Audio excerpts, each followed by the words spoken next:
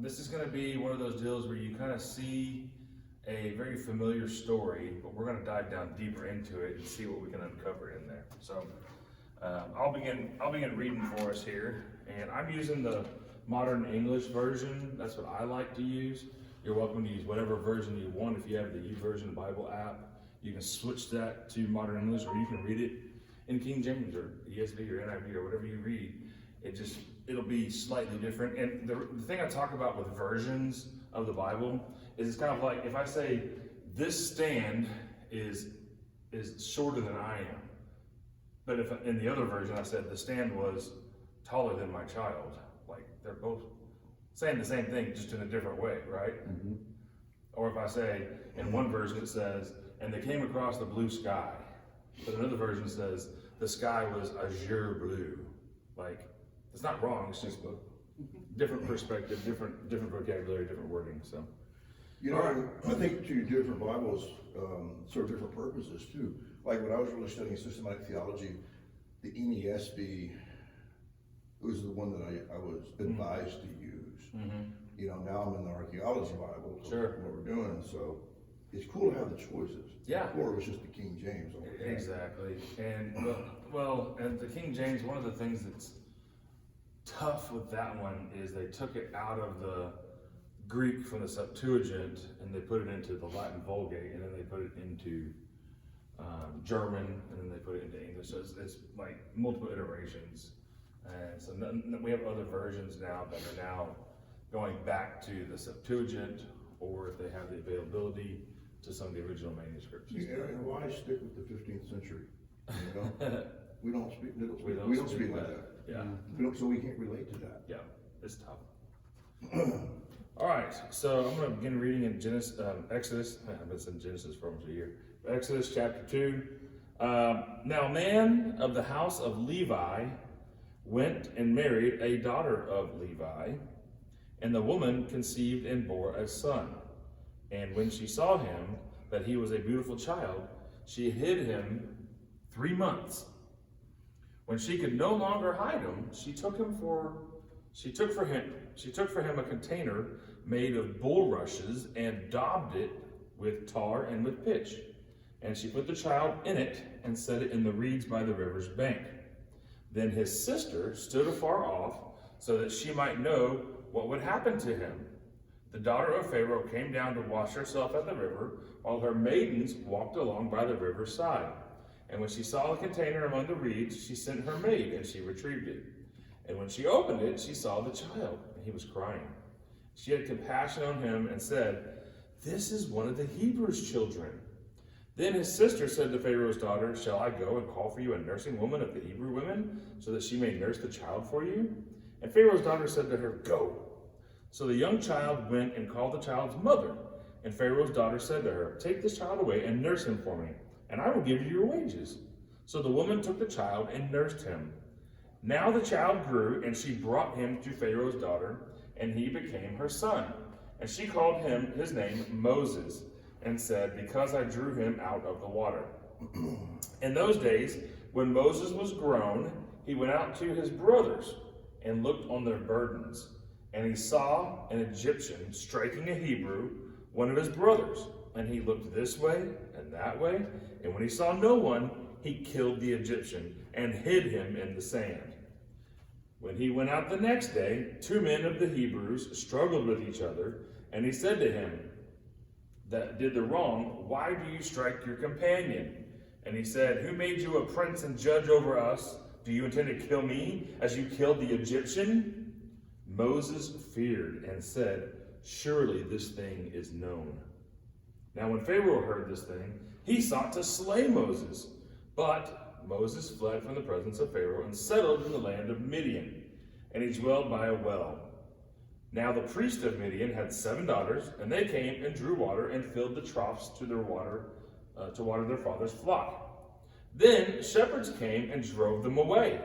But Moses stood up and helped them and watered their flock. And when they came to Reuel, their father, he said, "Why is it you have come back so soon today?" And they said, "An Egyptian delivered us out of the hand of the shepherds, and also drew water for us and watered the flock." And he said to his daughters, "So where is he? Why is it that you have left the man? Call him so that he may eat." Moses was content to dwell with the man, and he gave Zipporah his daughter to Moses. Then she gave birth to a son, and he called his name Gershom, or Gershom, for he said, "I have been a sojourner in a foreign land." In the passing of time, the king of Egypt died, and the children of Israel sighed because of the bondage, and they cried out, and their cry came up to God on account of the bondage. God heard their groaning, and God remembered his covenant with Abraham, Isaac, and Jacob, and God looked on the children of Israel, and God had concern for them. All right. So I keep saying this. You're going to have to keep correcting me. Exodus chapter 2. So obviously some familiar narrative in here that we've grown up maybe in church or Sunday school or even secular. I mean, Disney came out with, what was that movie that was a cartoon? Prince of Egypt. Okay. And it's a story of Moses. It's Hollywoodized. There's some Was it good? it's pretty good. Yeah. It's not bad. But some of it is kind of also, maybe they stretched a little bit there. Like when Moses struck down the Egyptian, they made it in that film look like an accident, like he pushed him off of a scaffolding accidentally or whatever. No, it's a kids film, so I don't know that they're necessarily going to show him like coming up behind him and gagging him until he dies or whatever. However he killed him, I don't know. He struck him down, so. I don't know what that means with a weapon. We don't know. Maybe he was a boxer and he gave him the 1-2 punch. I don't know. Just that he struck him down. So, and I don't think at this time that they had lightsabers. So that was a Star Wars joke. You haven't been researching new parts then. What was the purpose of killing the Egyptians? Okay, let's get into the scriptures. We'll start back in verse 1 first. Okay. Try that. Let's start back in verse 1. It says, "A man of the house of Levi." So what do we know about Levi? I know it's a tribe. It's the tribe. He's one of the sons of Jacob, including Joseph, right? And Levitical Judah. priesthood. Huh? Priesthood. Exactly. Later, they're going to become the lineage of the priesthood. Yeah. So we see here there's an interaction with this man of the house of Levi. So it would be, for example, if you had, let's just use the founding fathers. You had Sam Adams, Thomas Jefferson, Benjamin Franklin, George Washington, whatever, and say this is the line of John Adams or Sam Adams or whatever. You know kind of who they belong to.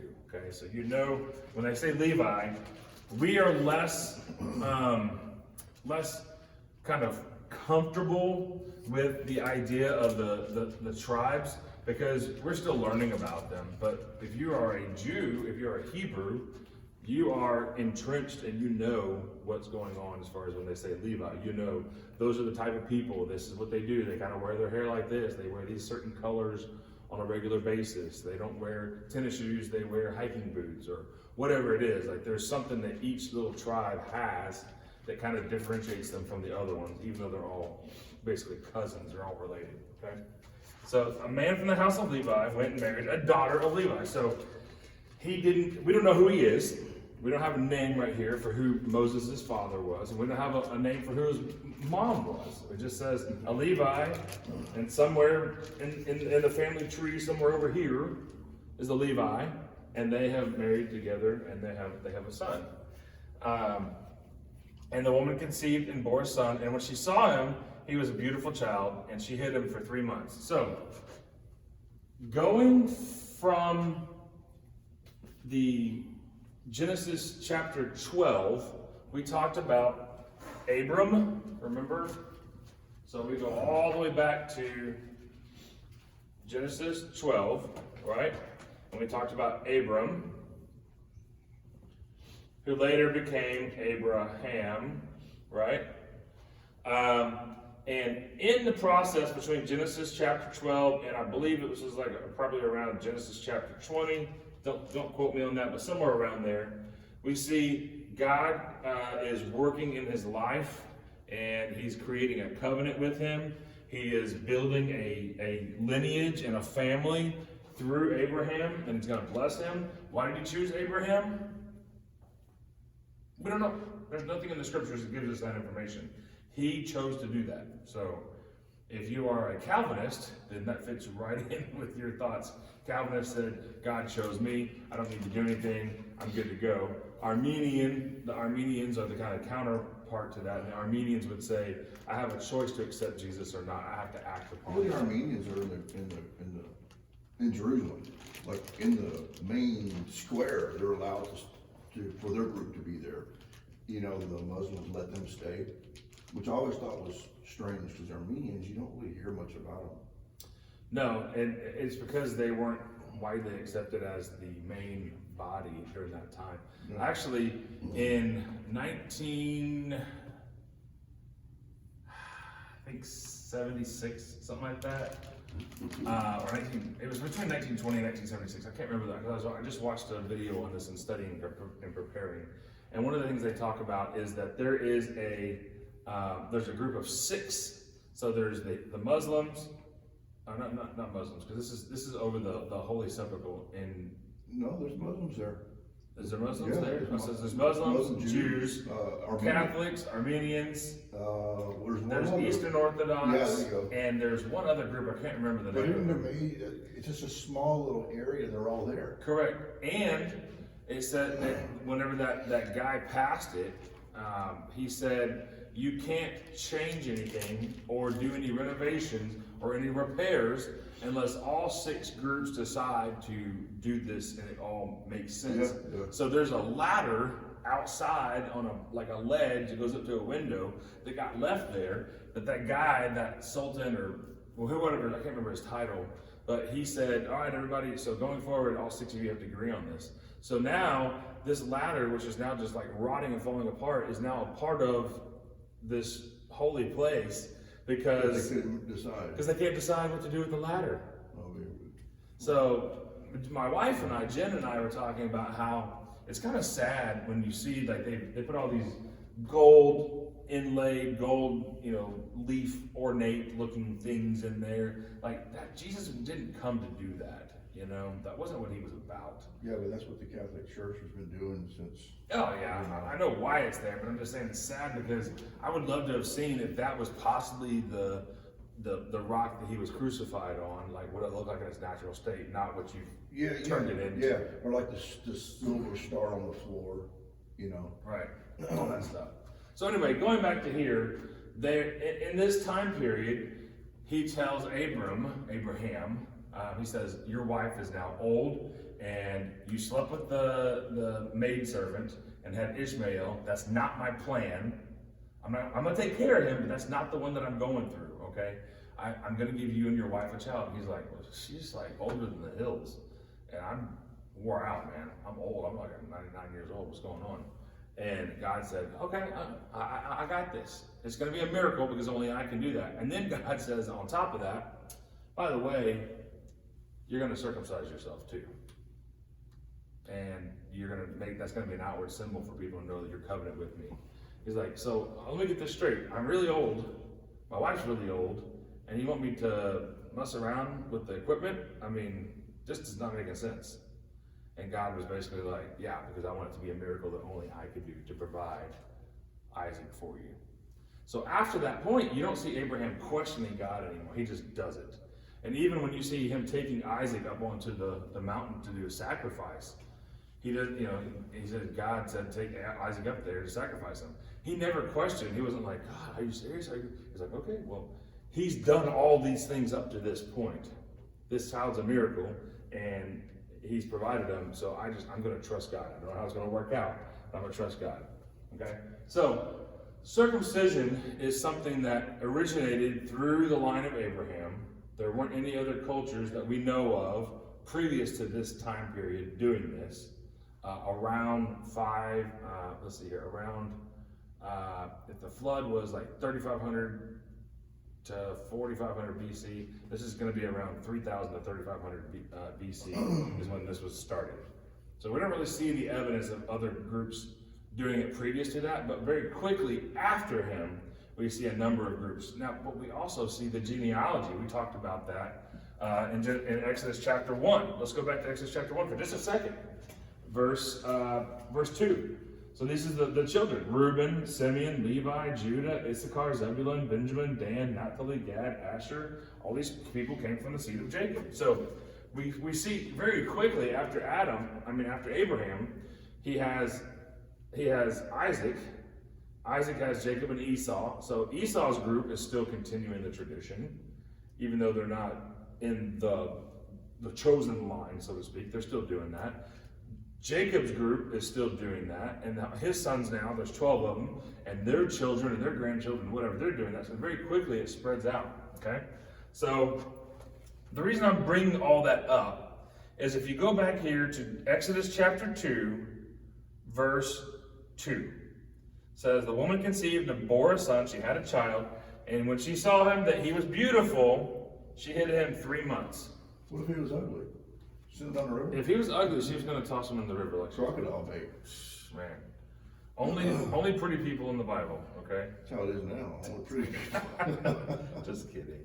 But if you'll remember, the last thing that Pharaoh says is in verse 22 of chapter 1. Pharaoh charged all his people, saying, you must cast every son that is born into the river, and you must preserve every daughter's life. So she's now having to decide, man, this is a good-looking son. I don't feel like putting him in this. I'm going to hide him. So, in a part of the process of this covenant is at 8 days old, they circumcise him. So there's your first clue, because when we go down here further, go to verse 6. Verse 6 in chapter 2. When she opened it, the Pharaoh's daughter, the princess, when she opened it, she saw the child. He was crying. She had compassion on him, and she said, this is one of the Hebrew children. How do you think she just saw a random baby and said, this is a Hebrew child? Sure. He's 3 months old, so he's past the 8 days. Okay. On top of that, he likely had a blanket or a sheet or some sort of covering that was probably indicative of their people. Yeah. But beyond that, The Hebrew colors. the Hebrew coloring. Beyond that, though, I mean, that's kind of I don't care what you're wearing, that's kind of an obvious thing here. Okay?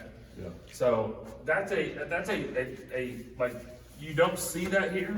You kind of know it here, but you don't know it also here, and I'm just connecting those dots. Okay? So the sister is there nearby, and she's watching. Now, do you think that they just found a random spot in the river to put this raft in? I don't think that's the case. We're not there right now, but I'm going to talk about it just for a second, because I think that this is something I talk with people sometimes. Is they're like, well, people who are of faith, people who are Christians or read the Bible, they just don't have intelligence. They don't think for themselves, and they just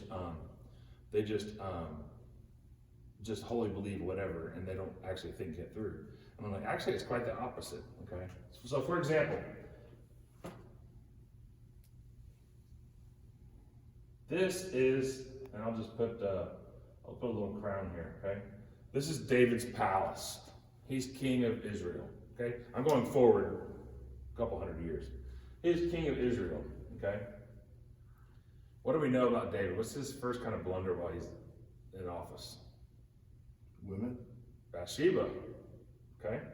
Now, it says that he saw her while she was bathing. Okay? Why she was called Bathsheba? That's where that's not really where it came from. But it is interesting that she was bathing while she was Bathsheba. So, my question for you is, if David is up here, stretching with a cup of coffee in the morning, and he sees Bathsheba, how did he catch a glimpse of her while she was bathing? Well, she probably knew what she was doing. She's not about to women. I am pretty sure that there was other houses and buildings nearby to the palace, and I think it would be pretty obvious. She probably knew he was out there. What time he wakes up and has his coffee, At least figured it out. and it wouldn't take long for me to display the goods for a possible high-end buyer. My husband's at war, and remember David, he's a good-looking, he's a brave soldier guy. I mean, he hits he's the starting quarterback on the varsity football team, whatever. Like, he hits all the points, So right? he's the king too. He's the king, and so So it really wouldn't even matter what he looked like. That's royalty, you yes. know?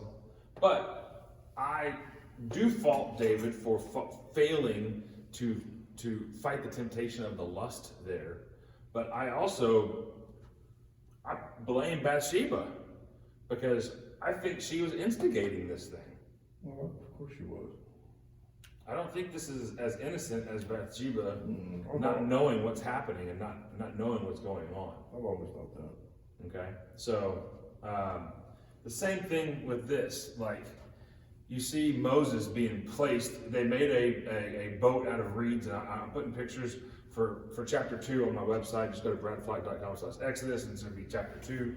And they still use these bulrushes. That's the Hebrew translation, but it's actually, I'm sorry, that's the English translation, but the Hebrew word that's there is actually, it says papyrus. So they're taking the papyrus reeds and they're cutting them, leaving them whole like that. So they're like individual, like inner tubes almost, and they tie them all together in these rafts.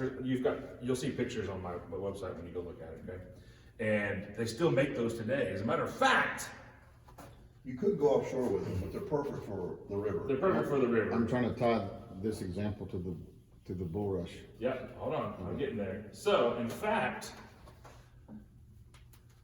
if you know that this is the palace, and this is the river here, and this is some papyrus growing here, and you know that the princess is going to go into the water to bathe, you don't put the basket to save a child way down there. Yeah, Where do you put it? with the traffic, yes. You put it nearby here. I don't know, that could go good or bad. And it could. That's true. But Maybe it's putting it in there just to keep it from floating down the river. worst case scenario, he drowns or they find him and kill him anyway, because he was already under a death sentence from chapter 1, verse 22. So worst case scenario, it remains the same. He still dies. Best case scenario, she finds him, finds compassion for him, and picks him up and takes care of him. But it's about being at the right place at the right time. Of course.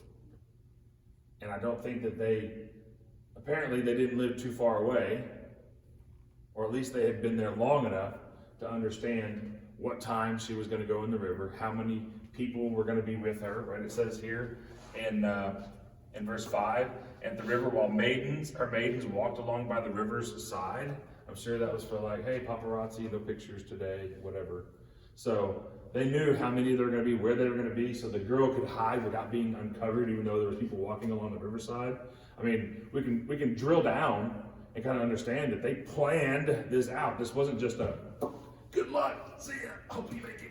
Like, it wasn't just a Hail Mary. It was an actual planned out event that Moses' mother and sister were trying to see what they could do to save the son. Now, the other thing is, by having her in the reeds, if something negative was possibly going to approach them, maybe she could have reached out and grabbed him. I don't know how far away she was. We don't know that.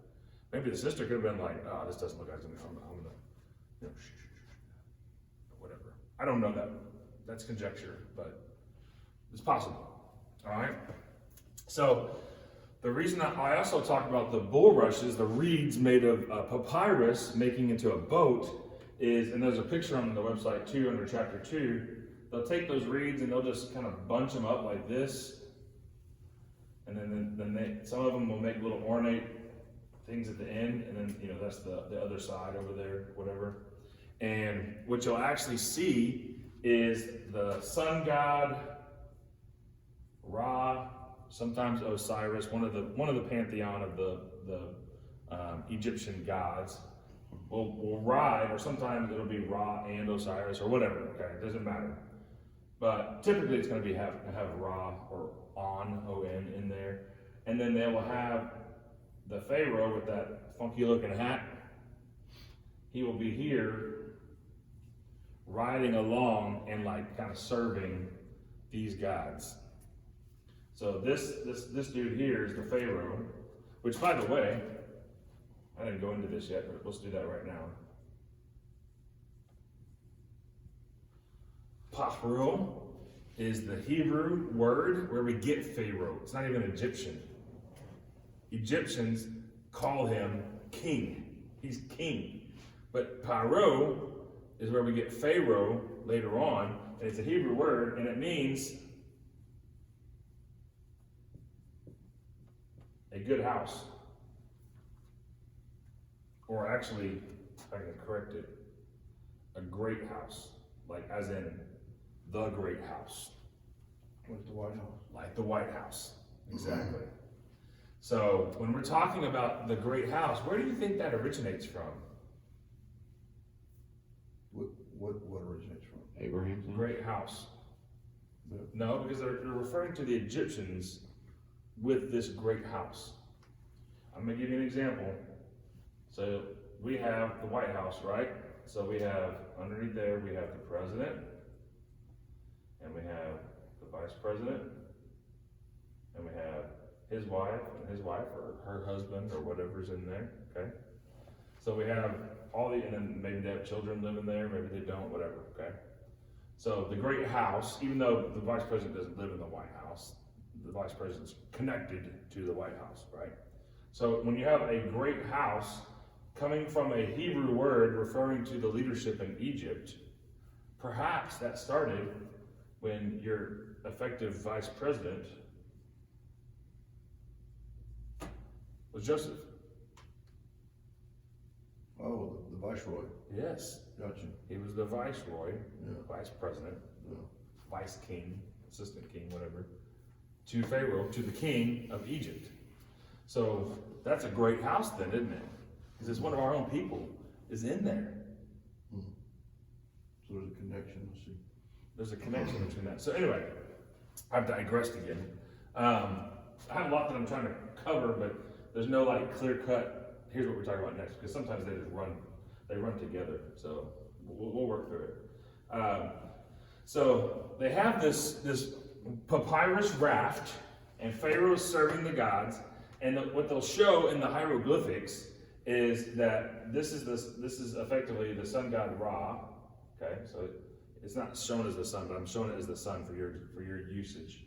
And that as long as the Pharaoh, the king, is serving the sun god Ra, then Ra will bless the earth and make a journey across the sky in the ark above us. Think about the Mayans and the Aztecs. They had human sacrifices. Do you remember why? Well, they thought the blood is what kept the sun coming up. That's right. Something to keep it coming back, because we got crops to grow. Yeah. We got things to do.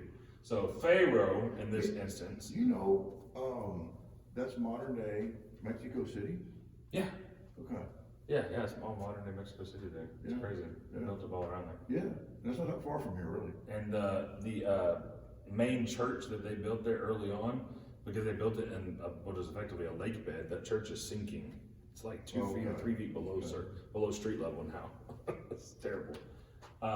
So they were having to worship Pharaoh, who was effectively the high priest on their behalf, to make sure that the sun returned each day for their livelihoods, for their lives. So this papyrus boat was very important for the salvation of the people in their belief system. And here we see lowly Moses in a little papyrus raft. Okay? The imagery is there. You're setting up a battle. You're setting up a confrontation about who do you believe in? The one that God protected through this thing, or the one that you're worshiping, this Pharaoh and these gods here? Okay? That's foreshadowing. We're not there yet, but You can see how, though, how they believe what made the sun coming, You can see how they would feel during a thunderstorm, like the gods are mad. oh sure. So you can see that. And that didn't happen very often in Egypt, because They didn't get No, but they didn't had, get crops they watered had from the rain. windstorms, you know, they Yeah. had, They didn't get crops watered from the wind. It's because the Nile flooded, exactly. so they didn't have rain. That's why it used to be the Nile Delta. That's right. All right, continuing on. So then, in verse 7, the sister said to Pharaoh's daughter, so she presents herself, shall I go and call for you a nursing woman of the Hebrew women so that you may nurse, so she may nurse the child for you? So she's like, they got this planned out. They know what the next line is, you know, like if you're in a play, you know what the next line is. She's like, okay. So she took the bait. Okay, hey, I'm here. I'm one of the Hebrews. That is a Hebrew baby. You're right. Can I take you? You know, can I take him to a Hebrew nursing? Yeah, I'll take care of it for you. No problem. So Pharaoh's daughter then says, go. So just like get it done. Like if you're Charlton Heston and what's his face in the Ten Commandments. That's the only one I know. Charles and The Heston. Pharaoh in that. No, I know that, I don't know who played Pharaoh. No. Yul Brynner? Yul Brynner. So let it be written, so let it be done, right? Throughout the whole movie. So she's like, go, get it done. Okay? So the young girl went and called the child's mother, and Pharaoh's daughter said to her, so Pharaoh's daughter is now actually talking to Moses' real mom, which is kind of a surreal deal because I'm about to, you know, throw my child in the water, no, I'm gonna save him. And the woman who's gonna actually do the saving is now asking me to grow the child so that he can be, you know, I don't know how far, if she was, hey, get him potty trained or make it where he can walk. I don't know how far, but it says, take this child away and nurse him for me and I will give you your wages. Not only are you gonna raise your own son before he comes to live in the palace with me, but I'm gonna pay you to do that, which is kind of a sweet deal for the mom. Yeah. And then, so the woman took the child, nursed him. Now, when the child grew, she brought him to Pharaoh's daughter, and he became her son. So I don't know exactly how long that is. There's no details and records. There's no major like adoptions in the Hebrew in the Egyptian culture that I can tell you that it was one thing or another. I do know this. I do know that when you look at, and this is, I'm an amazing artist, so just work with me here, okay? So they do have a dislike of body hair. So they would only leave their eyebrows. Okay, so they're basically hairless creatures on purpose, and they would only have their eyebrows, and then they would wear different, you know, he would wear the Pharaoh thing, or maybe they had the, you know, they got the dreadlock looking thing you've seen before, or whatever. Those are made from horsetail, maybe even some donated hair from humans or whatever. Like they have some, like on exhibit, it's like a gold crusted wig that's in the Egyptian You know, they look hot. museum. Yeah. Yeah. So what they said was they probably started doing it because they wanted to avoid lice, other stuff that can burrow in between your hairs and get, you know, if you don't have any hairs, then they just kind of fall off. They said maybe that's why they did that. But then I'm like, you put that nasty old dreadlock hat thing on the wig. I'm not sure what you're doing there, but whatever.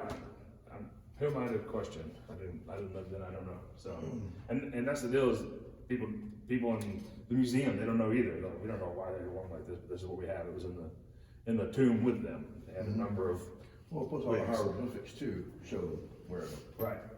So, if Moses, which means to be drawn up, okay, so he's drawn up like water. If Moses is Hebrew until age 2, 3, 10, 12, I don't know how long. But I mean, my kids, I've got 3 boys, and we would give them their first haircut before second birthday for sure. Normally in the 12 to 18 month time period, we'll give them a haircut or whatever. But now I'm bringing this baby to you, and now he's going to become Egyptian. So I'm guessing they're going to take the child at some point and give him a haircut so he looks more Egyptian. Are you tracking with me on that? Mm-hmm. So he knows that he's Hebrew. This is not like a surprise, we adopted you, and this is your real parents. Like, his mom raised him. and then gave him to the Pharaoh's daughter. So this is why I'm giving you to her, is because your life has been preserved, because she has saved you, basically saved your life, right? Because she drew you out of the water that we put. I'm sure that story was something that he knew. Must have been older than 2, Must have been older than 2. because later on when he killed the Egyptian, he knew he was Hebrew. That's correct. So Good point. my deal is, I'm saying my kid's 4.5. My youngest one's 4.5. He's just now being like, oh, remember, last spring we went to the baseball Is that your game? youngest? Yeah. And I'm like, okay, he's starting to have a memory of things. It's not just that baby toddler, just, I blocked everything out. I don't have a memory of things. So I'm thinking he was in 6 to 12-year-old time frame. Do you know I that don't know. archaeologists are saying that the Pharaoh court of the house, used the Rosetta Stone to teach Moses how to read and write? It's possible. Yeah, they dated it past that, but they actually think it was used by high courts. Like your average slave, they wouldn't have used a Rosetta Stone with them. Mhm. But people of privilege, they really believe that the Rosetta Stone, the one that Napoleon found, Mhm. or his soldier found, was used during this time to teach Moses how to read and write. That's possible, because we know that the Hebrews, they were in Egypt during the time of Joseph, right? Mhm. And then a new Pharaoh came to power who didn't remember Joseph, but the Hebrews are still there. So if at some point in here, that stone was created, Mhm. Moses is, here. Mhm. So It is a strong possibility. it's a strong Yeah, possibility. I really looked into the research. And, Yeah, I'm fine with that. Yeah, I That, think so. that dog will hunt, Yeah. So we have, I don't have anything basic except for just thinking, I'm using my deductive reasoning here. I'm trying to be the biblical Sherlock Holmes, basically. So I'm using the clues. I like it. And what I'm seeing is, for him to remember that he was Hebrew and to know that those other people are his brothers, his other tribes, his other brothers out there, and for him to get so upset that he's going to kill one of the Egyptian brothers, because remember, he's kind of adopted almost into the Egyptian family too. He's got to be 6 to 12 years old before he goes to live with her. And So he don't know he's adopted. he knows he's adopted. So he does. He does. Okay. Yeah, he knows he's adopted, but he still goes. And I'm of the opinion that he goes home and visits mama. You know what I wondered about? The speech problem. Yeah. Right? How he was accepted with that. Not only an orphan, but to have something wrong with them. Because you go back then, they would get rid of you if you had problems. I have a theory on that, and this is Brad's theory. This is But not have you my- thought about that before? Yes, Brad's theory is this. He was raised, if he was 6 to 12 years old, perhaps he was raised speaking Hebrew. Yeah. And then when he went into, after that time, he was learning Egyptian as a second language. And so when he's saying, God says at the burning bush, which we're not to yet, but God says, I want you to go speak to Pharaoh and tell him to let my people You go. know what? He may say, I don't speak Egyptian But that good. preachers say he had a stuttering issue, and it don't say that. The Bible don't say he stuttered. No, it just said I forget the term. It didn't say stutter, but it says something's wrong with my tongue or something. I'm thinking that he's saying my Egyptian's not that good to go and present to Pharaoh. Yeah, I'm not a good orator. I'm not a good orator. Yeah. Something like that. But a lot of preachers, like my whole life, I've already had a stutter. But when I got older, it does not say that. Correct. So I don't see that in there either. That's a good point, though. Yeah. The second language, he probably didn't feel like he was up to par. Correct. That's possible. It's a theory. I'm not saying from the pulpit, hey guys, here's what it's just Brad's theory. And I'm giving you evidence of why I think that. Yeah. So, if you're okay with that, I'm okay with that. Okay? Yeah. All right, so she's getting paid to be the mom, and then he goes to live with the Pharaoh's daughter, and I'm of the opinion that he gets to go home when he sees mom and dad and sister, and then he goes back, and maybe he's got weekends here or whatever. I don't know, okay? I do see that he's got a little bit of freedom to walk around and kind of hang out, because we see him going to interact while he's walking around in just a little bit here. So I think he's got some freedom about him. And he knows he's Hebrew. So that's not like a surprise, okay? So, But are they keeping that a secret at this point? To the people at large? The people in the, well, not the castle, the, In the palace? And yeah, the palace. like all the White House staffers and all the Yeah, people? exactly. I don't know. Kind of makes you wonder, did he have to keep it a secret? I don't know. Because you know it's hard for kids to keep secrets, not talking to their friends. So I'm wondering who all knew. It seems like maybe Pharaoh and maybe the daughter, I always read that to believe the daughter might have actually known. Like Pharaoh's daughter. I Oh, don't- she says this is one of the Hebrews. I mean, Yeah. she says that She word. did know. But I mean, so she was somewhat deceiving her dad or Pharaoh. But I don't know that Pharaoh doesn't know. I'm Well, if saying he's saying it's from the gods.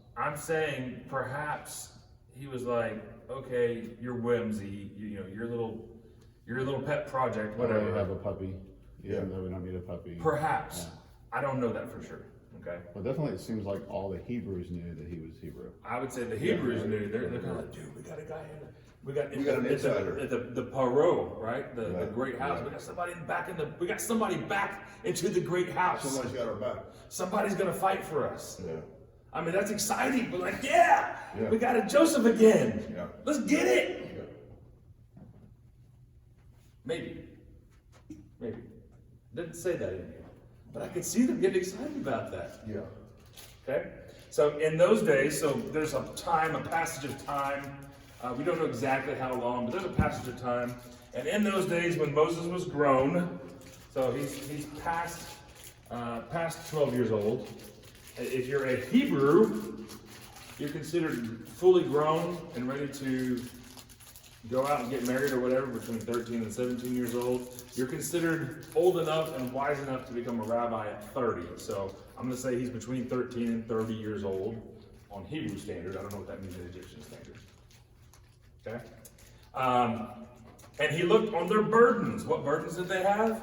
Well, we saw all the burdens back here in chapter 1, verse 13. The Egyptians made the children of Israel serve with rigor, and they made their lives bitter with hard service, in mortar and in brick, and in all manner of service in the field. All their service in which they made them serve was with rigor. Now, I said this last week, and I'll say this again. I talked to my wife about this. I thought it's pretty funny that the Egyptians made the children of Israel serve with rigor. That means great expenditure of energy.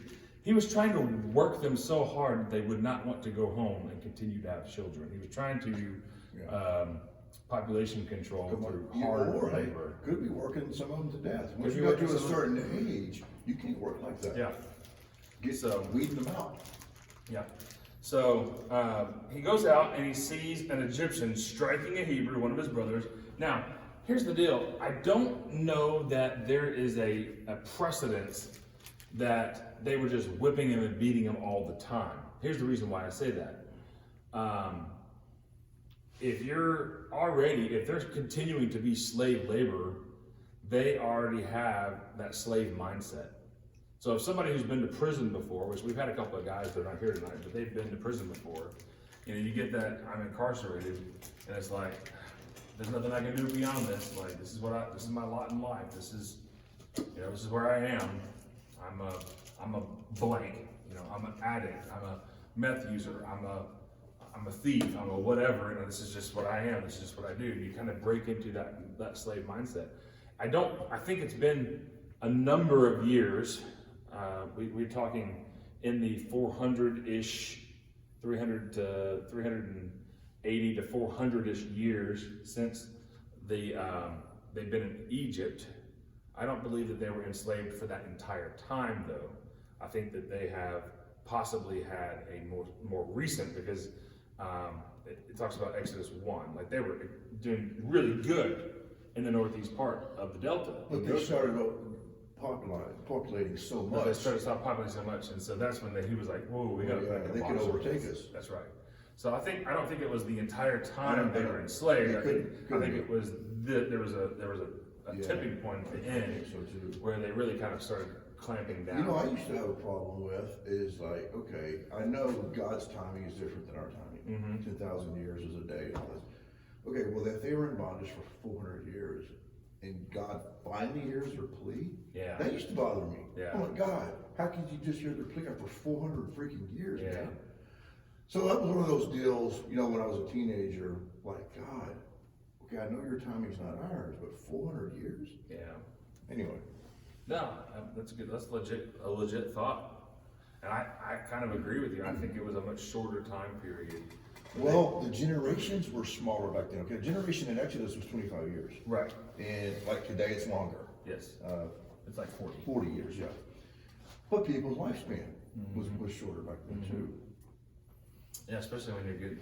But you know, when God had the children walking for 40 years before they could go I mean, in the in wilderness. the wilderness, it was the timing was because he was waiting on their hearts to change.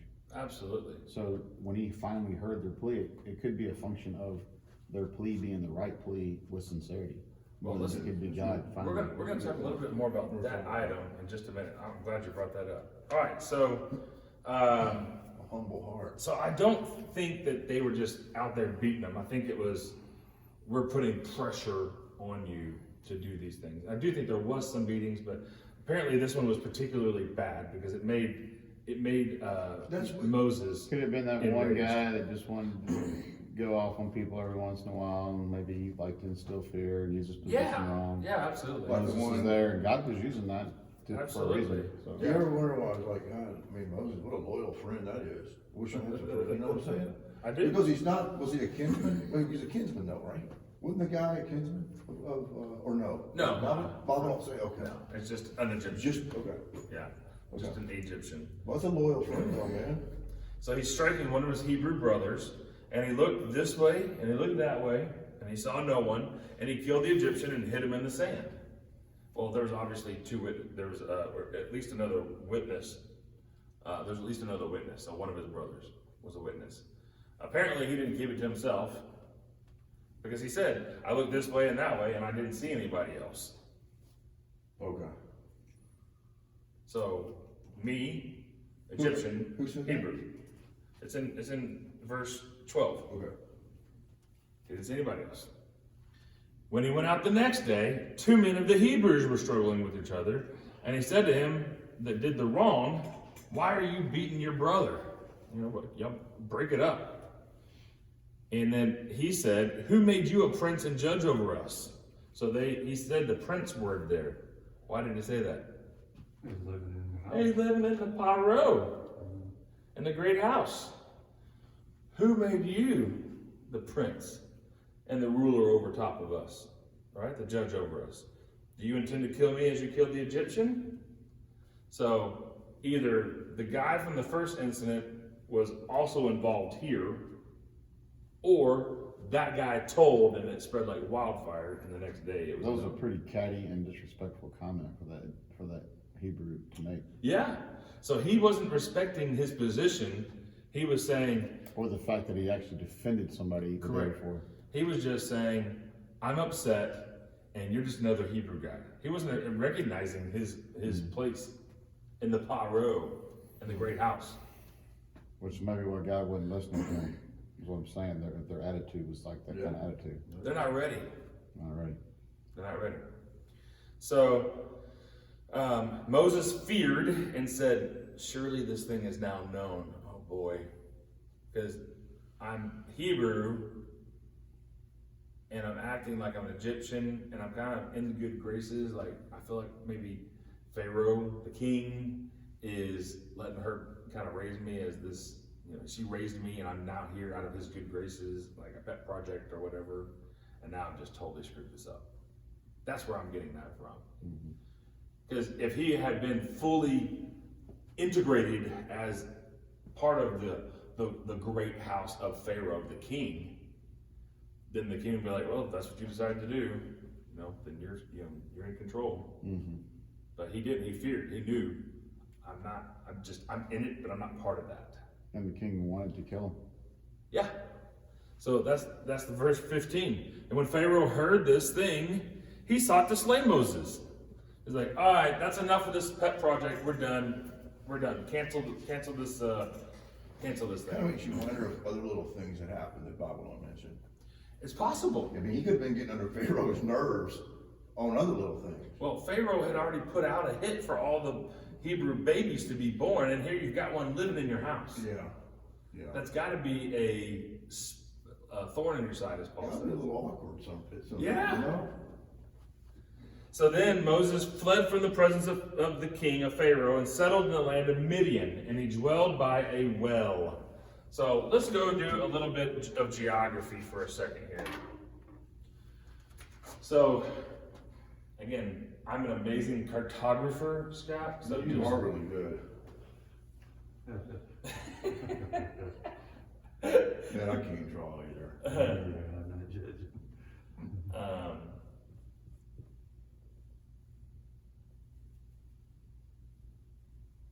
All right, you know where we're at? Yeah, I do. Midian? This is the Sea of Galilee, right? The Sea of Galilee. This is the Dead Sea. Mm-hmm. Here's the Mediterranean Sea. Here's the I can't remember. This is the Red Sea. This is the Red Sea and the Gulf of Aqaba, or whatever, however they pronounce that. I don't know how to pronounce that very well. We don't know. This is the Nile River, right? And this is the Delta here. So you're tracking with me, okay? Now, this area right here, we talked about this last year in Genesis, or earlier this year in Genesis. There's a wadi, which means a dry riverbed. Little valley. That is the historical boundary of Egypt, as far as breaking out Israel and Egypt, okay? There's a dry, the modern day boundary is actually right here, but it's just right off of that modern day boundary is that old boundary. This one right here, I didn't draw it very well, hold on. This comes right down here, and Israel is like that. It actually has a touch into that little area, okay? And this is what we call the Sinai Peninsula. Okay, we're gonna get into more details about that later. But we have, there's another little river that didn't connect all the way, but there's another little river and some lowlands, some swamp right in here. And this is the salt flats or something like that, where it was just like marshy, nasty stuff, okay? So it's all in there. And then there's like a little bit of river and then it opens up into this thing. So if you'll remember, Cairo is here, Memphis is like down here. Memphis is where all the fancy, the Valley of the Kings and all that stuff is happening. Cairo is not really here yet. Cairo is settled later by the people who just want to settle. Okay, they're not in power, and they're not farmers anymore. They just want to settle in on the city. Alexandria is like up in here. Goshen's right in here. And we know that Pharaoh, the king, under Joseph, had moved the kind of headquarters from Memphis to Goshen. He's over here now, and that's the city of Avaris, which later gets renamed the city of Ramses when Ramses II comes after this Pharaoh. The Pharaoh that we have now, there's Amenemhat and Akmos, or Kamos, I can't remember. Go to the website, I've got pictures of them on there, okay? With some little notes on there. I've already put that on there for us. And his brother, Kamos, I think it's Amos and Kamos, his brother conquered the southern region, and Amos conquered the northern region. So they were brothers, and they kind of split it up, divided and conquered. Now, it says here in chapter 2, verse 16, or verse 15, sorry, he settled in the land of Midian. So the historical Midian has been this area right over here. Those were descendants of Abraham, Midianites. And those are descendants of Abraham. They're listed in Genesis 25. Mm-hmm. So, Was a wife after Sarah? no. So, that means that they come from, well, let's flip over real quick. Go to Genesis 25. How old is your sister? Sure. Good. Yeah. I said 25, hold on. Mm-hmm. Okay. I said 25, hold on, maybe it's 45. Or no, 35, hold on.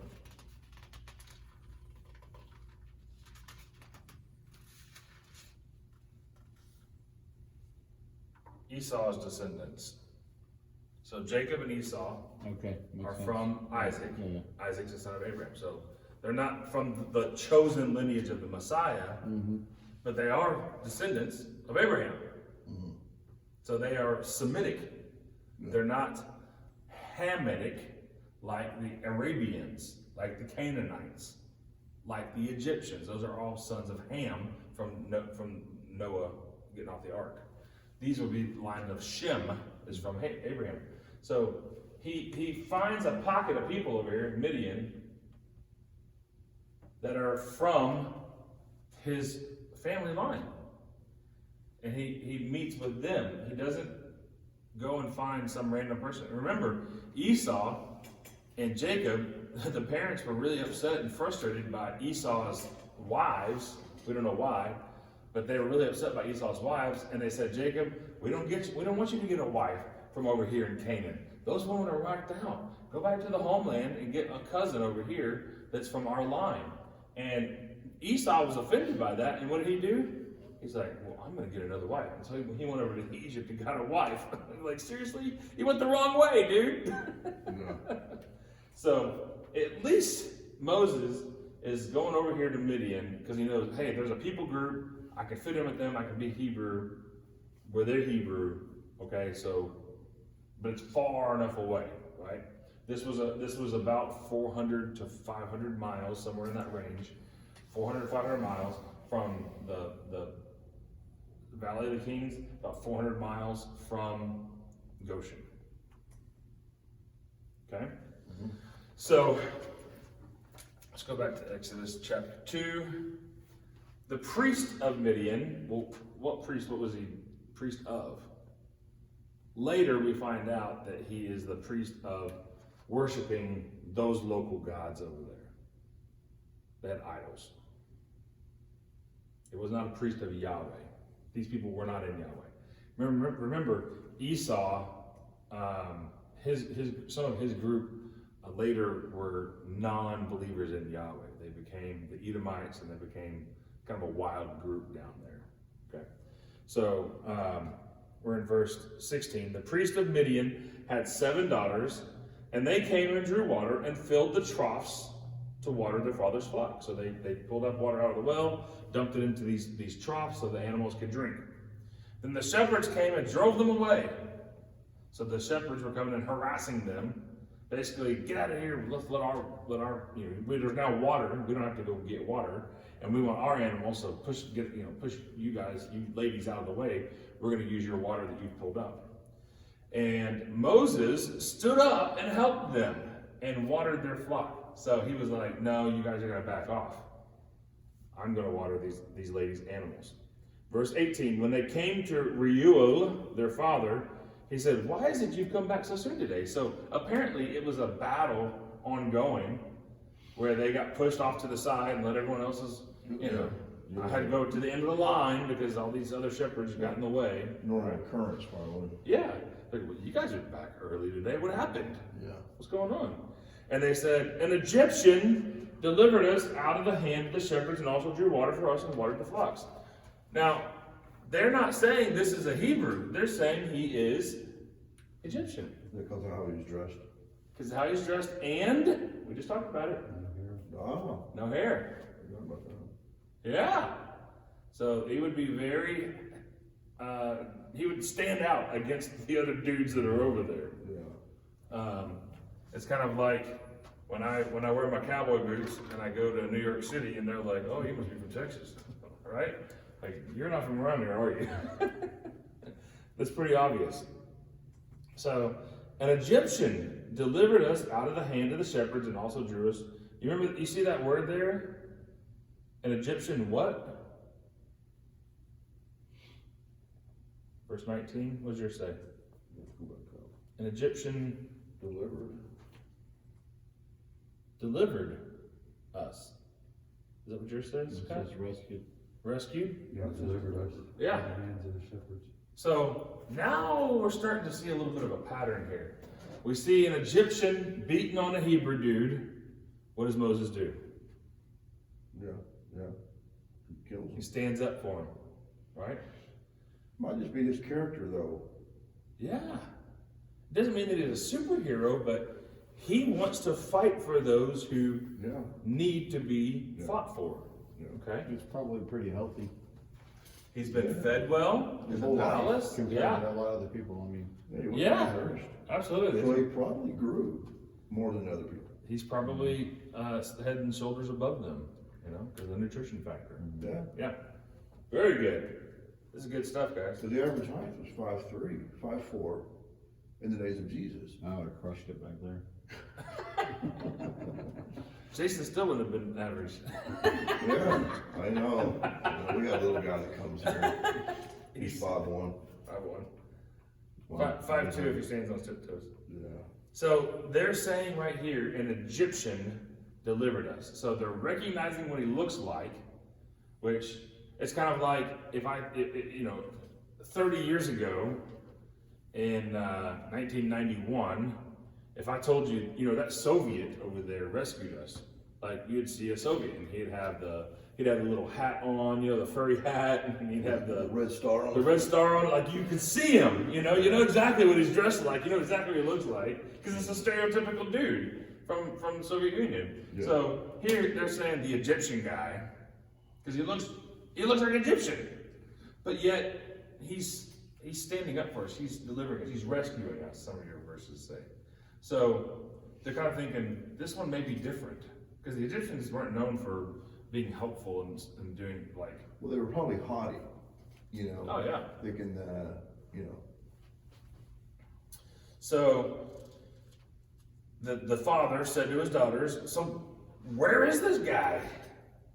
Like, you left him there? Come on, ladies. Why is it that you left him, man? Call him so that we may eat bread." Now, if you don't know, bread is not just like a loaf of bread, although a fresh loaf of bread sounds delicious. But they also will do a bread that's kind of like a cake. And that's probably what he was like, hey, let's celebrate, let's do this. But there's precedence for Abraham, when the angels came before they destroyed Sodom and Gomorrah, his wife made 75 pounds worth of bread. So there's a precedence among those people, and again, they're descendants of Abraham, so they're kind of keeping up with that tradition. Well, there's a guy, and he's here, he's an honored guest, so let's make him some good bread, okay? Which I would be down with that. man, when you're dieting, nothing's better than fresh bread. Oh man, Rolls. maybe we're dieting from bread, and that's like a sin. Like maybe we should be eating bread. Good one. Verse 21, Moses was content to dwell with the man. So Moses was like, okay, I can hang out here. Got 7 beautiful ladies. I got a guy, he's kind of well known here in the town. He's making me some meals. I know how the animals, the watering situation over here, I can participate in that. So he's content to dwell with the man, and that guy, Reuel is what we're knowing him as right now, gave Zipporah, one of his daughters, to Moses. And so they got married, and she gave birth to a son, and he called his name Gershom, for he said, I have been a sojourner in a foreign land. Where have we heard that before? Abram, I'm a sojourner in a foreign land. Isaac, I'm a sojourner in a foreign land. They're not from Israel. They were from Paddan Aram, and before that, from Ur. Jacob, he went here, got his wives, came back down, he's here. He didn't have a home, like he's a wanderer. So here I am, I'm Moses, I'm a sojourner, just like my ancestors. I'm wandering around. He had a home. He was in the Paro. But now he's just chilling out in Midian over here. I have been a sojourner in a foreign land. And in the passing of time, the king of Egypt died. If you'll see there, they're using the word king, because that's really, the Egyptians never called them pharaohs. What verse is it? 23. The Egyptians called them kings. They were a king. It was not until the Hebrews were involved that they started calling them pharaohs because of the influence of Joseph, effectively. Isn't that crazy? So in the passing of time, the king of Egypt died, and the children of Israel sighed because of the bondage. It's like teen angst, right? My kid, take out the trash. I'll do it, but I certainly don't want to do it. And they cried out. Who were they crying to? Verse 23. To God. No. Came up to God because of the bondage. The cry came out up to God. I don't think they were crying to God. I think, because if you look at verse 24 as a continuation, God heard their groaning, and God remembered his covenant with Abraham, Isaac, and Jacob. And God looked on children, and God had concern for them. They weren't saying, oh, Yahweh, please come and rescue us from this. They were just saying, if anyone's out there, please get us out of this. Here's why. God knew the covenant. Did Abraham know the covenant? Yeah, he had to make some alterations to his tackle. You know what I'm talking about. So he knows the covenant. Isaac, he almost got killed on the mountain. He knows the covenant. Jacob, he stole Esau's blessing. He was been blessed after that, and he knows the covenant. So somewhere between Jacob and the time of Moses, that 400 something years, they forgot the covenant. They're in the land of Egypt. Now remember, it wasn't this whole time. I think that they were good. New Pharaoh came in, oppression. That's what I'm reading when I see the text. So this section here, between here and here, that's going to be good times. That's going to be, remember, the land of Goshen? They were multiplying. They were given in marriage. They were having kids. Their flocks were going all over the place. They were making grain. They're blowing and going. And hey, if it's 25 years a pop, you've got, what is that? 16 generations? 16 generations between here and here? 16 generations? I mean, that's a handful. And if things are going good, and I'm in the land of Egypt, and I have forgotten the covenant, and I may even be, I'll throw in some of these Egyptian, Egypt's good for us, man. I'll throw in some Egyptian gods, why not? But they still didn't intermarry, and you still said earlier that you felt like he was circumcised in the Yes. So they didn't totally forget. They didn't totally forget, but I don't think that they were worshiping Yahweh. It would be, today, there are Jews who are still circumcised, Sure. never go to their congregation, never go to study, never do anything. They're certainly a they're still- distant place from God. Yeah, there's some distance I there. think there's some distance there. So when I see, now this is Brad, when I see them saying they cried out, it didn't say they cried out to God, it just says they cried out. And their cry, almost in a passive way, when it came up to God. Now maybe I'm reading into this too much. I'm willing to admit that, okay? But I don't see them saying, God, Yahweh, Jehovah, Eloi, like somebody, one of the names that we've read all the way through Genesis, come and save us. It's just this, man, this stinks. We're really good. I think some of them were probably crying out to God, It's possible. But we see here God heard their groaning. God remembered his covenant with them, and God looked on the children of Israel, and God had concern for them. So here we see, and you guys are probably my age or a little bit older, but surely you remember like the like He-Man or I was thinking about He-Man this morning. Skeletor. You remember like the Transformers cartoons that came out and all that stuff, okay? So it's like Optimus Prime, he's like, roll out, and they take transform. He's like, when he says roll out, it's on, right? I mean, you remember that show?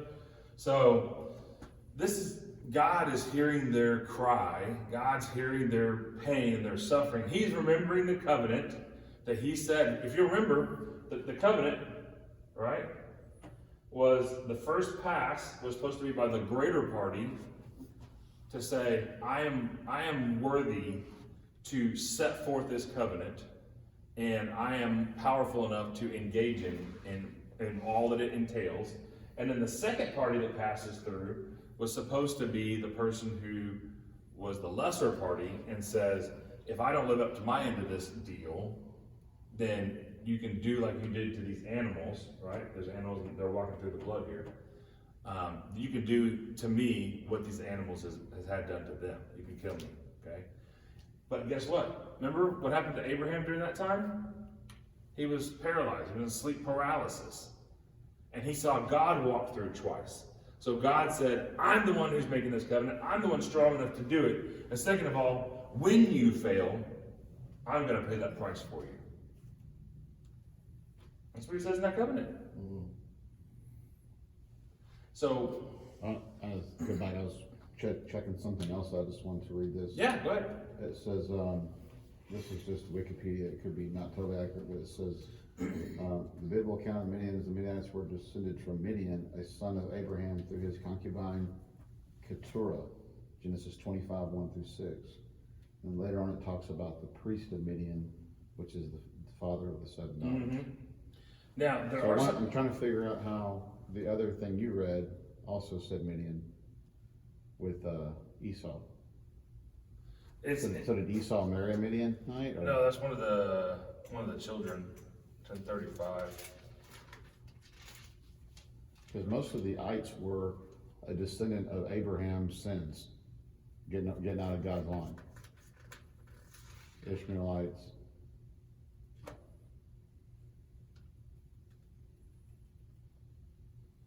Hold on, I get it.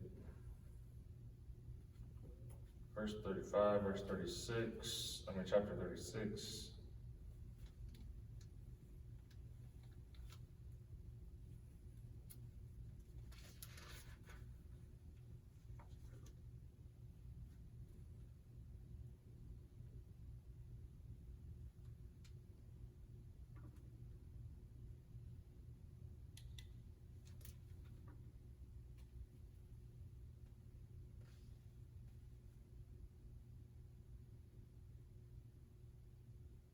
I'm skimming, so I'm trying to go fast, and I think I'm skimming over it.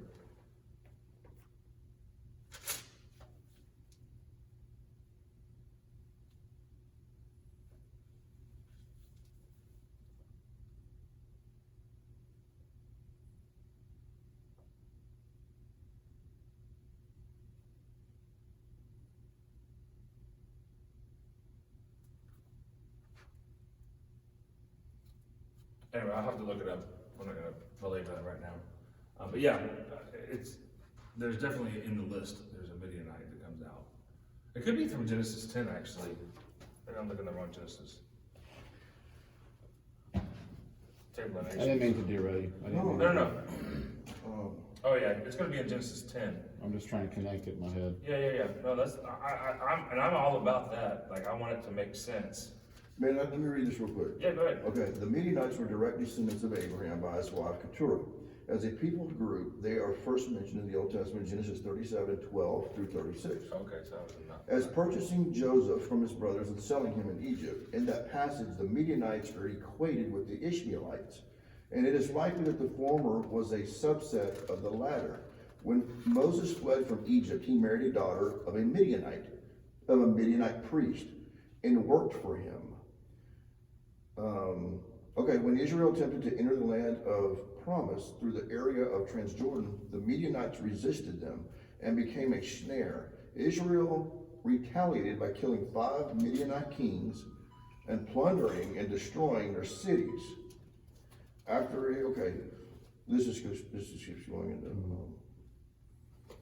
this is from the archaeology Bible. So it seems like he married, the daughter was a Midianite, and he was a priest, which he would have been a priest of Baal, or no? No, there's other gods listed. I looked them up, but I didn't write them all down because they're like the ones that you don't ever hear about in the Bible anyway. Like, it's just some inconsequential. Egyptian gods, or? They're not even Egyptian gods. They're like some other ones that are over here. Now, there are some people, because Keturah, someone mentioned that, was that you? Mm-hmm. There are some people, because later it lists that she is she's a Ethiopian woman, is what it says.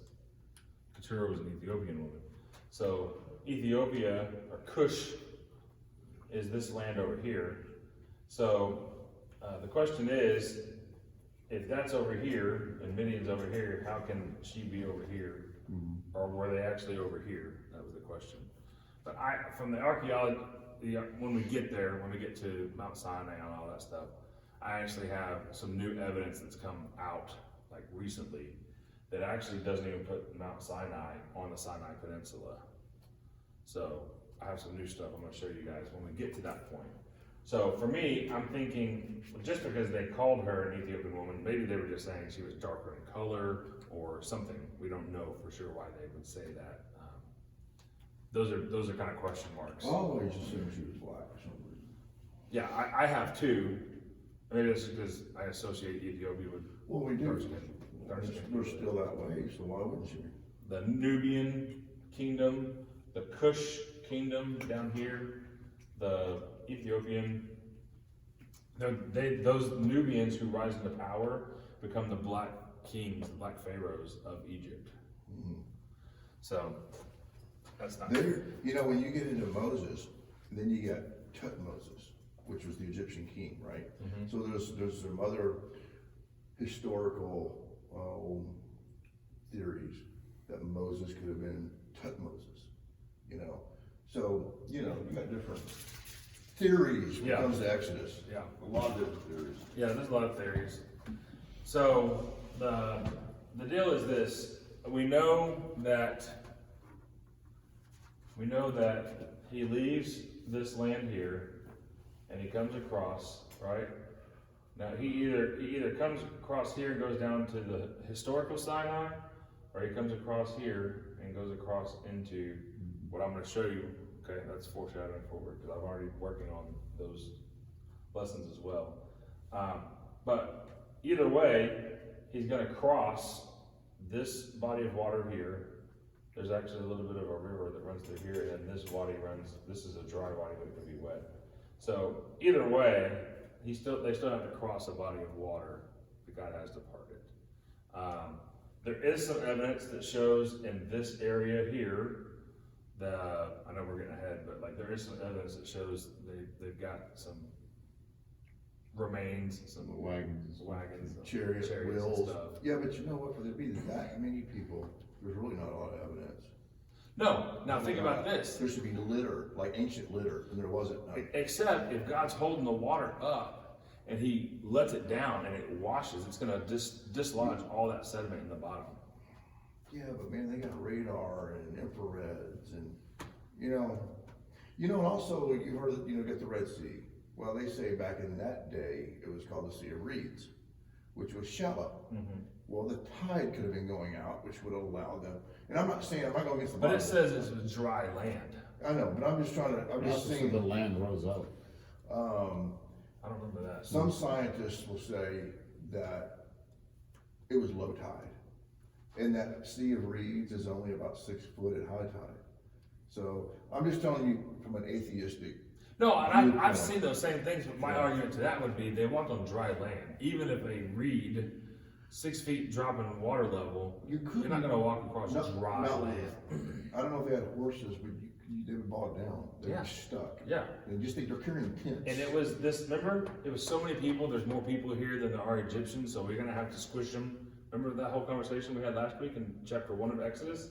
There was, what they're guessing is close to 1 million people marching across there. 1 million people, even treading lightly, is going to leave. If it's muddy at all underneath there, it's going to be squished. Yeah. So that is a miracle. I don't know how it works, Yeah. but something about it was definitely miraculous. Well, you know, and I wonder how. Oh, okay, never mind. I was going to say how they knew the route, but I forgot about the light by day. I mean, cloud by day, And flame at night. that was going to be my next point. Likely, your hero has already traveled this That's path. what I was thinking too. He had to have already had a knowledge of that. Yeah. Because there's only one place you can go. I mean, there's only one because they had the mountains. They would have been blocked in. Yeah. They would have the mountains on one side and the Egyptian army on the one side. Right. And then they got the sea. Yeah. So I'm saying whichever one you feel like he went, because it really doesn't matter. It's cool to like, ooh, this is the actual place, but I don't want to venerate a mountain. I want to praise God who actually did the miracle. You know what I'm saying? It'd be cool to find out more about it, and I'll show you guys this as we get closer. Man, I got friends right now, they're on their way to Egypt right now. Oh, that's cool. I know, they're gonna send me some pictures and stuff. Nice. Tell them about this. Nice. Yeah. So regardless of which way though, I think Moses already knows the way. Now he doesn't know necessarily he's going back and going to bring him back this way, but God's already prepared. He's like, you know, country roads lead me home. Like he already knows Don't they, which way he's going. they do know they think with a rock that was split. Now you can visit that today. I actually that right there, and so I got some stuff for us. We'll look at it, but I'm seeing it over here. I've seen the evidence that they point to over here. But what's cool But about I've this, seen recently, there's now two different groups that have gone over here. You're not supposed to, Saudi Arabia has But it they blocked it's off. fenced in. It's fenced in. Yeah, And there's some real intriguing evidence right here. But from the past, the people they did let go in there, you can actually see how, you know how water forms. You know, when water goes over rocks. Yeah, it's erosion. Yeah, exactly. So this rock has the split in it. Yeah, that's this one over here. Yeah, and Yeah. so you would have to kind of go with it. Yeah. So when I saw that, and then I saw the mountain itself and Mount Horeb and all this stuff, I was like, oh man, that's pretty. You know, going over there, you can visit the pyramids, but the cool Moses stuff, you're not allowed to. Correct. You can't, there's too much paperwork and. And they did that on purpose because they're squishing a narrative. Now they have it marked off, and it actually says this is an archaeological site. So they know it's important, and probably they actually know why, but they're squishing it, they're censoring it because they don't want us to talk about that. So, Yeah, it was the same thing over in Turkey, of course, Yeah. it was, Noah's Ark in there, of Yeah. course. But people wanna go. Yeah. And you're not allowed to go up on the mountain. Yeah, They want you to pay to go in their little museum. I think you're right though. I think Noah's Ark, I don't think it sat there. I think they used it to build stuff and burn wood. Of or whatever. course. That makes a lot of The sense. man, the ark didn't last probably a few months. They used it for shelter. It's on the side of a mountain. If you've seen that terrain, there's nothing Firewood. over there. It just recovered from a flood. Yeah. There's no trees. I mean, this is your firewood. This is your building product. This is your Makes a pretty material. good house anyway, Yeah. just sitting on the ground. Yeah, even just living in it for a while like that. But it's not gonna last forever sitting out in the open like that. So anyway, that's what I have for us tonight. Good teaching, man. Good resting. Yeah, thank you. I'm excited to go through Exodus 3 next week. Next week will be on Tuesday again, and then the next week we'll go to a Monday. I know it's a weird schedule, whatever, but whenever football season's done and my kid's not playing Monday nights, we're going back to Monday night, so it's just easier. But next week, and I'll remind you, and I said Sunday, I'll see you Tuesday, but you asked again today, so I said, yes, 100% chance we're gonna be here tonight, so I'll try to remind I everybody. was in Florida last night, so, Good Lord. yeah. Man, Well, I work for the airlines, so I'm always all over the place. yeah. Wow. So I'm glad y'all are here. I'm glad you came. And if you're watching from wherever you're at, thanks for joining us. And we will see you next week with Genesis. Here I do it again. With Exodus chapter 3. Thank you. Thank you, man. Thank you, Mark, appreciate it. Thanks for coming, man. Good stuff, man. I enjoyed that, thank you. You were talking about Mexico.